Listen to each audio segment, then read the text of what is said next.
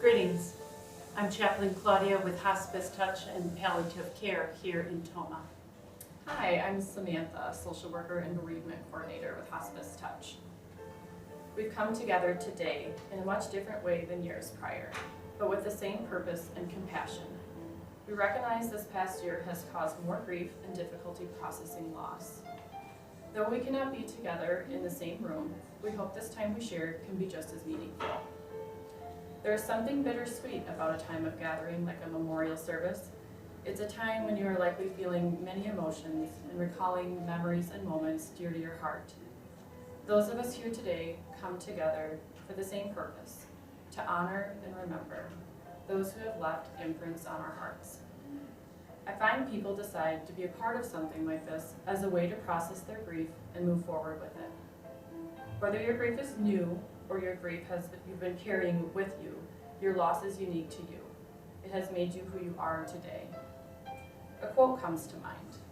Grief, I've learned, is really just love. It's all the love you want to give but cannot. All that unspent love gathers up in the corners of your eyes, the lump in your throat, and in that hollow part of your chest. Grief is just love with no place to go. Today, you may be searching for somewhere for that love to go and looking for ways to express that love. As we go through this ceremony, I hope you find comfort and peace. I hope you experience a moment of gratitude for the love you carry with you of those who are missed.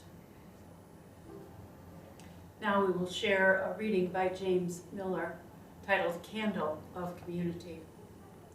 We come together as people drawn to life, and yet people acquainted with death. We come full of our memories, those memories that are hard for us to bear, those memories that lift us and give us meaning, those memories that give us courage to go on. We come together today knowing that we are not alone, that others struggle even as we struggle, that others love even as we have loved, as we love still. We come together knowing that others hope, even as we try to hope, clinging to assurances that help us make our way from hour to hour, from day to day. May we find our full share of love and hope now in this time of togetherness. At this time, we would like to offer a candle lighting ceremony. As we light these candles in honor of our loved ones, we light one for our grief, one for our courage, one for our memories, and one for our love. The light of this first candle represents our grief. The pain of our loss is intense, but it reminds us of the depth of our love for them. The light of this second candle represents our courage to confront our sorrow, to comfort each other, to change our lives.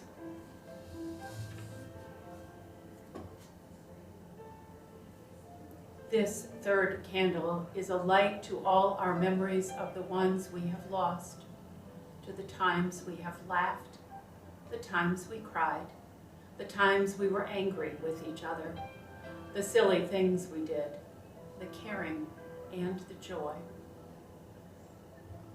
This fourth candle is the light of our love.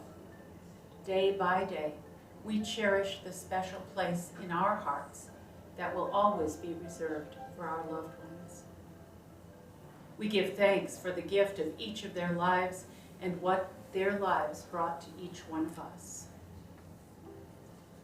And now we will share together a final reading by James Miller titled An Affirmation for Those Who Have Lost. I believe there is no denying it. It hurts to lose. It hurts to lose a cherished relationship with another or a significant part of one's own self. It can hurt to lose that which has united one with the past or that which has beckoned one into the future. It is painful to feel diminished or abandoned, to be left behind or left alone. Yet I believe there is more to losing than just the hurt and the pain. For there are other experiences that loss can call forth. I believe that courage often appears, however quietly it is expressed, however easily it goes unnoticed by others. The courage to be strong enough to surrender, the fortitude to be firm, enough to be flexible, the bravery to go where one has not gone before.